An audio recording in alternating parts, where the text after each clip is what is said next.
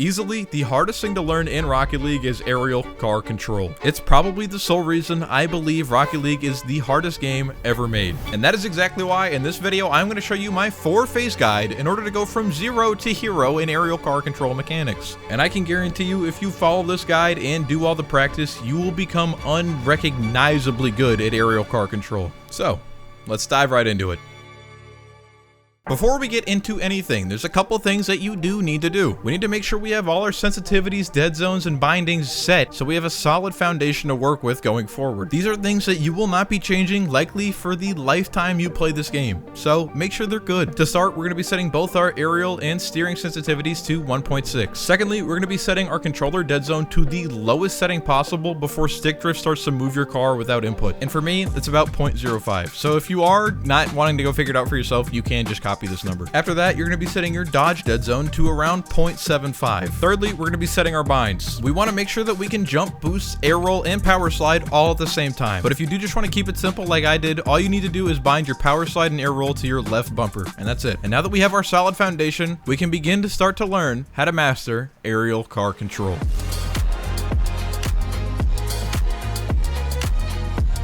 So the goal of phase 1 is to get the very basics of aerial car control down, and we will begin by learning how to hover. This sounds simpler than it actually is, trust me. So find the small boost pad and try to hover right on top of it. The goal is to get off the ground and stay at a consistent height and position, not rising, not falling, just hovering perfectly in the air like this. What we're aiming to do here is learn the very basic inputs needed to keep your car still in the air. One thing to really focus on here is keeping your inputs small and saying them out loud. This is one of the things that really helped me understand aerial car control the most, because as you've probably figured out already, it gets very confusing very quickly. But with all that being said, whenever you can get into and hold a hover for over 30 seconds, we're going to do something that you've likely seen in other tutorial videos. That's flying goal to goal. And there is only 2 rules you have to follow here: leaving the ground before you leave the net, and not touching the ground again until you're in the other net.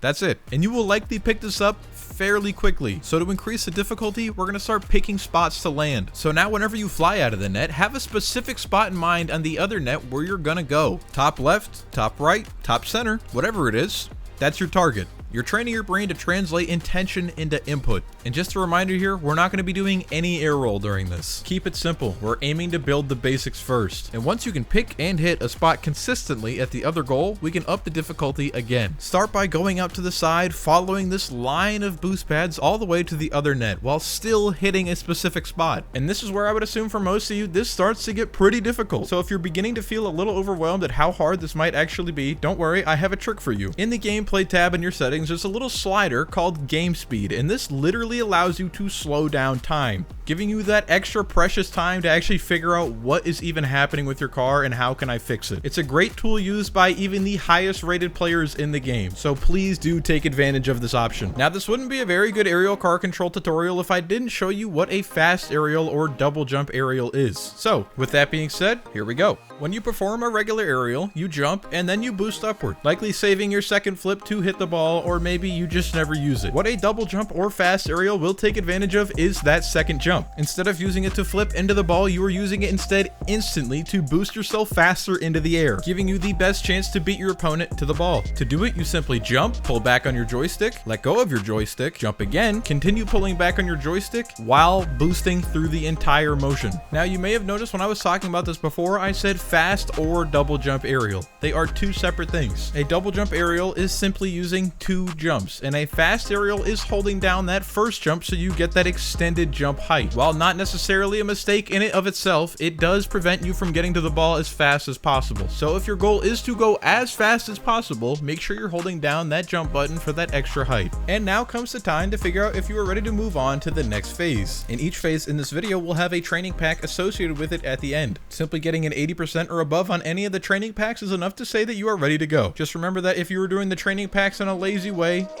it's only going to hurt you.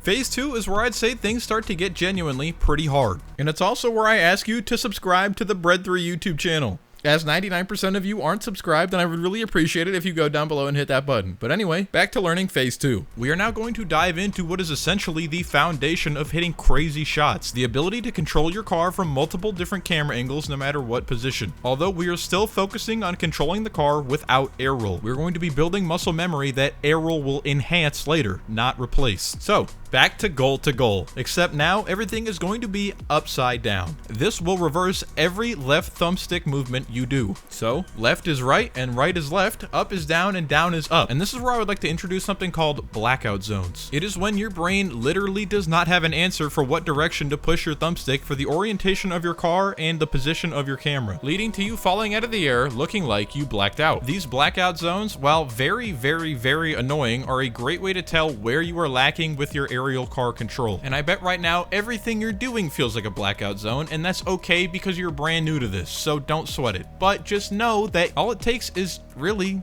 repetitions. And when you inevitably get good at flying upside down, we're going to increase the difficulty by changing the position of our car. For example, here I am leading entirely with the left side of my car, having the right side of my car facing me, and you are going to be holding this position the entire way to the other net. This is going to take some serious getting used to because it is likely something you have never done, even if you are already kind of good at car control in the air. And like I said before, all this does really take is repetition. So when you do start to get good at it, begin bouncing your car off the backboard, going back and forth, never actually landing. Do this until you are fairly comfortable in every position, upside down, facing left, or facing right.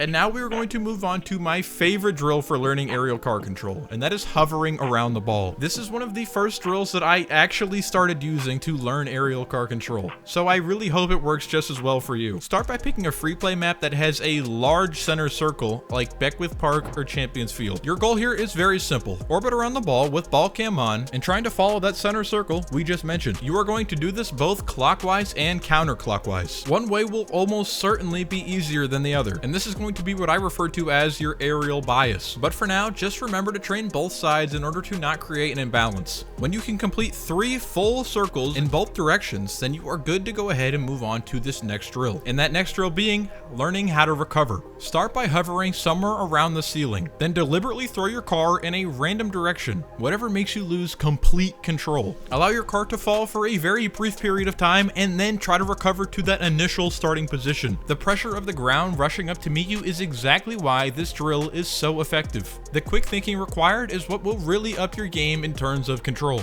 And to increase the difficulty on this if needed, you can put your car in different positions on the field with ball cam on. And with that, you have made it to the end of phase 2, so you are now ready to tackle that training pack. And real quick, before you get into this training pack, you are going to notice that you spawn in incredibly weird positions, and I fear without direction you might end up doing this training pack wrong, so I will show you how to do the first shot. Upon loading the training, you will find yourself perpendicular with the ball. What you want to do here is jump up, keeping your car perfectly straight and only pushing your car to the left, just like we were doing in that variation of goal-to-goal flying. This kind of shot is the only shot that really needs an explanation on how to do it. The other ones, just try your best and go as fast as you possibly can. And while doing this training pack, you might start to feel the urge to air roll into the ball during the shots. That instinct is a great sign that your brain is ready for it. And while you can start experimenting with air roll at the moment of impact, try to keep the approach clean. We're going to be covering air roll a lot in phase 3, so don't worry. And again, getting an 80% or above will be your green light to go to the next phase.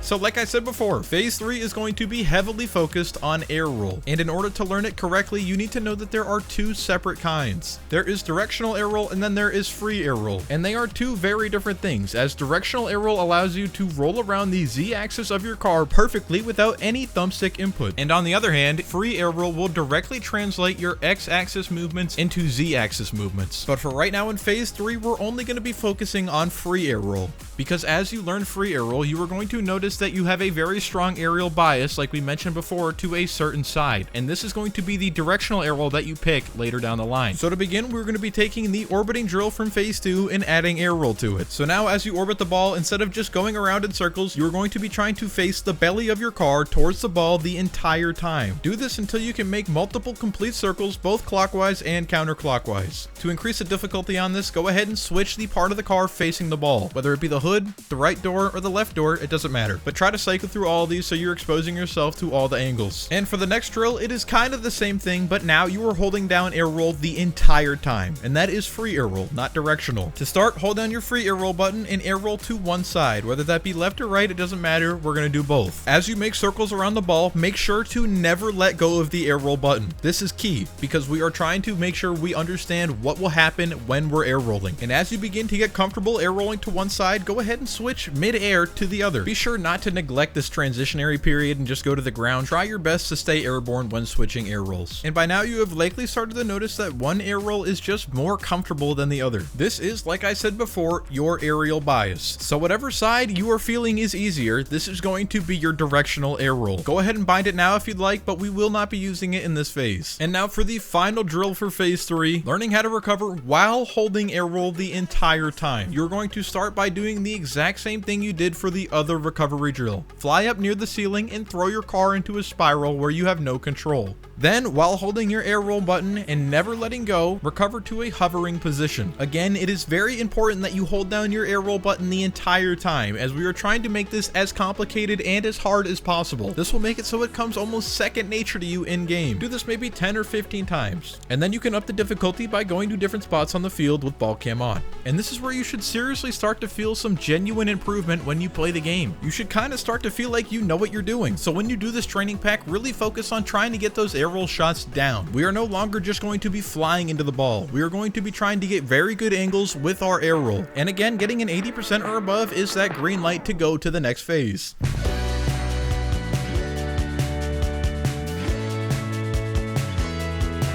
Welcome to phase 4. If you are here, you have genuinely earned it. You have mastered all versions of aerial car control except directional air roll, and that deserves a serious pat on the back. But you are not out of the woods just yet, because we are here to learn the hardest thing in Rocket League, and that is learning directional air roll. And while it is one of the hardest things to learn in this game, it is the thing that will enable you to hit those crazy shots that you see on Instagram Reels and TikTok. So get excited. We need to begin by picking our directional air roll if you haven't already. You've likely already found your aerial bias due to our drills from the previous phases. Just use that to figure out what you're going to use for your directional air roll. Whatever side was more comfortable, pick that. And once you do that, we're going to be bringing it back to the very basics. Hovering in place. This is where we are going to learn all 4 input states of directional air roll. So to start, whenever you're in a hover, begin directional air rolling. And while doing this, simply push your thumbstick to the right. This will do one of 2 things. You will either enter a tornado spin or you will enter a reverse tornado spin. It depends entirely on what air roll you have bound. If you have air roll left bound, you will enter a tornado spin. If you have air roll right bound, you will enter a reverse tornado spin. And since I personally use air roll left, I'm only going to be saying the thumbstick inputs that I use. So if you have air roll right bound, simply reverse the left and right thumbstick inputs and everything will be the exact same. So for example, if I say push your thumbstick to the right, you have to push your thumbstick to the left. Up and down is still the same. But since we now know what 2 of the 4 thumbstick inputs are, a tornado spin, where your car will rotate around the front center of your car, and a reverse tornado spin, where it'll rotate around the bottom center of your car, we now need to learn the other 2 inputs, up and down. Honestly, I couldn't tell you what they're called, so I'm just going to refer to them as up and down. If you push your thumbstick up, depending on which air roll you have bound, it will rotate around one of the front corners. And if you push your thumbstick down, your car will rotate around one of the back corners. These are the foundations of learning how to directional air roll properly. So what we're going to do now is pick one of those directional inputs. I'm going to personally use down for the sake of demonstration, but you can use any input. But if you want to follow along with the video, I'd recommend starting with down. So bring your car into a hover, begin directional air rolling, and whenever your hood is facing the direction you want to go, quickly flick your thumbstick down just so your car starts to move that direction. So say we want to go towards this big boost pad in the corner. How do we get there? Well, just like we said, whenever the hood of your car is facing the boost pad,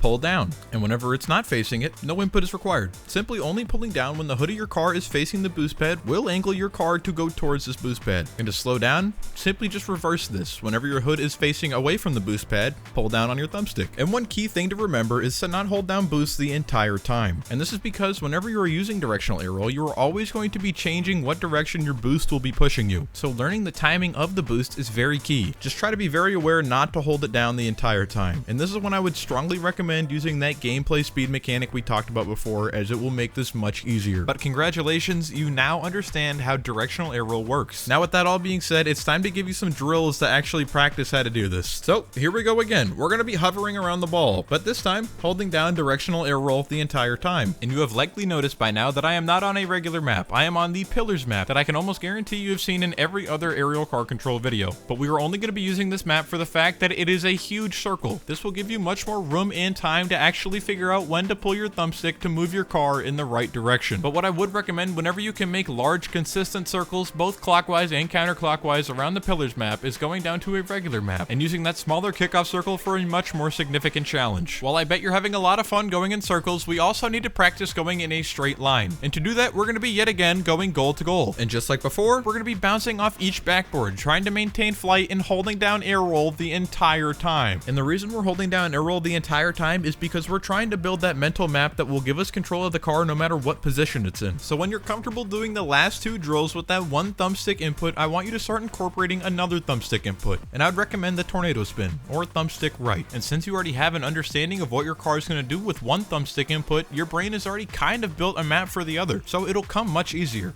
I want you to use these last two drills to learn all four directional inputs fairly comfortably. And once you have that, we can move on to this next drill, which is going to be practicing that full control. So to do that, we're going to be loading up the Rocket Labs map Barricade. And on this map, we can do multiple different drills. We of course can make circles all the way around all four pillars, but that's not why we're on this map. Firstly, we're going to be using the pillars as a slalom course, starting on the outside of one and working your way to the inside of another while air rolling the entire time. What you want to do is make circles while weaving in and out of these pillars. And by this point, if you've been practicing consistently, things should kind of just start falling into place. That mental map I keep talking about is finally starting to come together, and all these micro adjustments are becoming subconscious. So I have one last drill to leave you with. Staying on the Barricade map, we are now going to be making an X. And of course, we're going to be using these pillars as our guide. Start by wrapping around one pillar and heading to the center of the map. And then slow yourself down, kind of hovering in place, then picking a pillar either to the right or to the left. You are then going to head out to that pillar, wrap around it, and then head back to the center, repeating this cycle over and over and over again. And now you have every ingredient you could possibly need to become good at aerial car control. But I do want to mention, if you have the ability to play workshop maps, you need to use this to your advantage. Even just playing a rings map will expose you to levels of awkward angles and positions that you just can't get as easily in free play. But it is not required to learn this mechanic, so don't worry if you can't. But with all that being said, you have made it to the final training pack. And if you score an 80% or above on this one, you have the official Bread 3 stamp of I am good at aerial car control, so be proud of yourself. And just one more thing before we go, I wanted to say that this channel officially has access to memberships thanks to you guys, and I didn't even announce it, and we already had someone become a member, which is crazy, so thank you, Dylan Rips. But with all that being said, I'm really proud to see where this channel is going, and I can't wait to see where we go. Thank you guys for being here. I'll catch you in the next one.